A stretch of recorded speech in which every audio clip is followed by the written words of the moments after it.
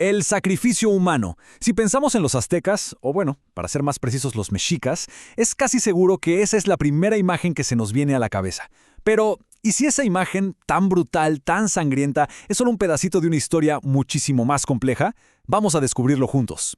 A ver, esta es la escena que todo mundo conoce, ¿no? Un sacerdote en lo alto de una pirámide, un corazón en la mano, un cuerpo rodando escaleras abajo. Uf, se nos ha grabado en la mente como el símbolo máximo de la crueldad.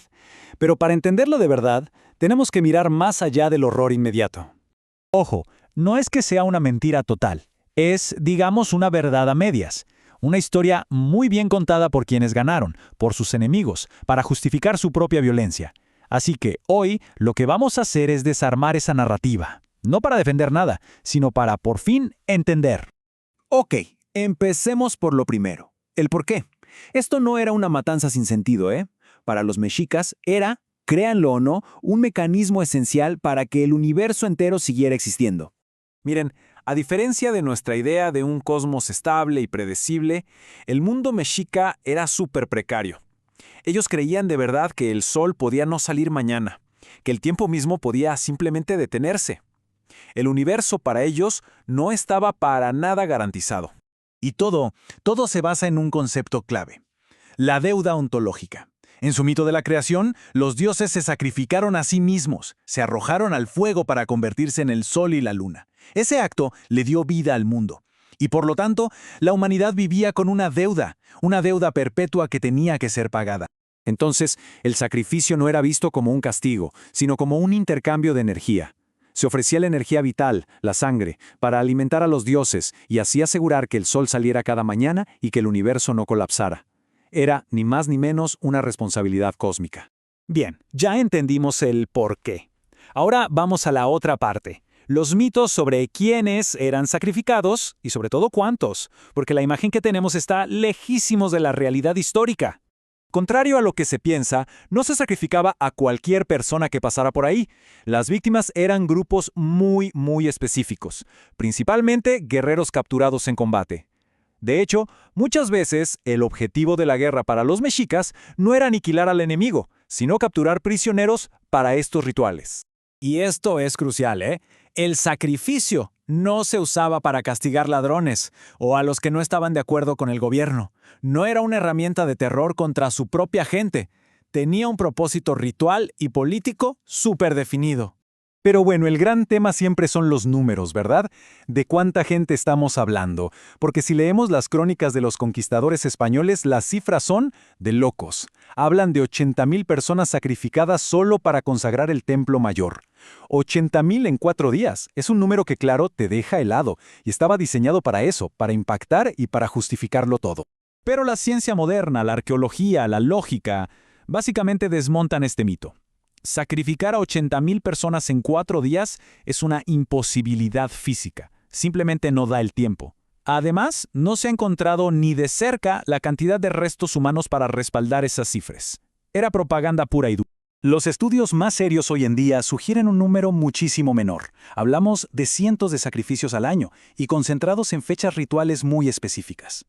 Ojo, sigue siendo un número que nos impacta, y con razón, pero está a años luz de las decenas de miles del mito. Bueno, ya ajustamos las cifras, pero nos falta un paso clave para entender de verdad. El contexto. ¿Era la violencia mexica algo excepcional en el mundo del siglo XV? Pues la respuesta corta es que no. La violencia era una constante en todo el planeta. Lo que cambiaba eran las formas y sobre todo las justificaciones. Miren, por un lado tenemos la violencia ritual mexica, pública, a la vista de todos con un fin cosmológico. Por otro lado, la violencia judicial de Europa en la misma época, la tortura en las mazmorras de la Inquisición, las quemas en la hoguera, las ejecuciones públicas.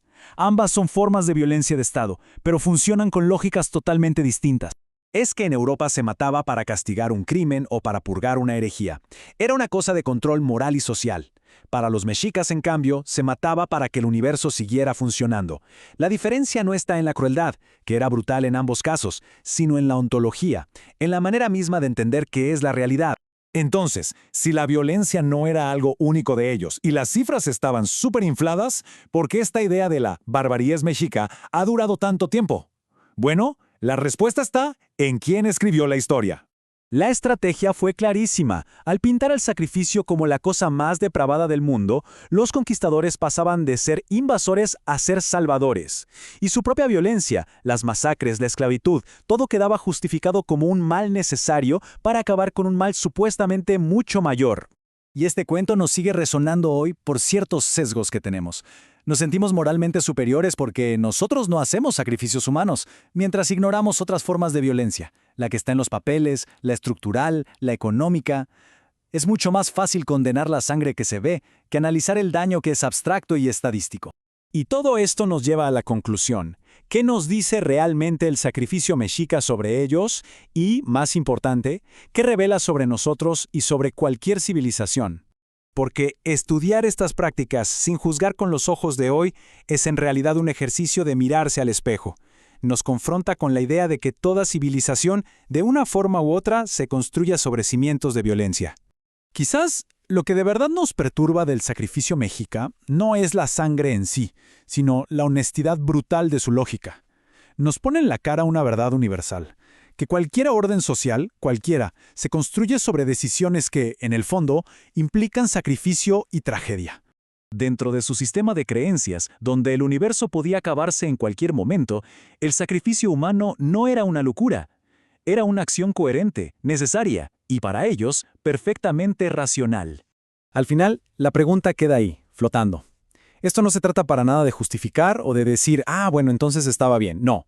Se trata de algo más profundo, de entender las lógicas de otros mundos para poder cuestionar con más honestidad las lógicas que se esconden en el nuestro. Quizás, solo quizás, si entendemos por qué su violencia les parecía coherente, podemos volvernos un poco menos ciegos ante la nuestra.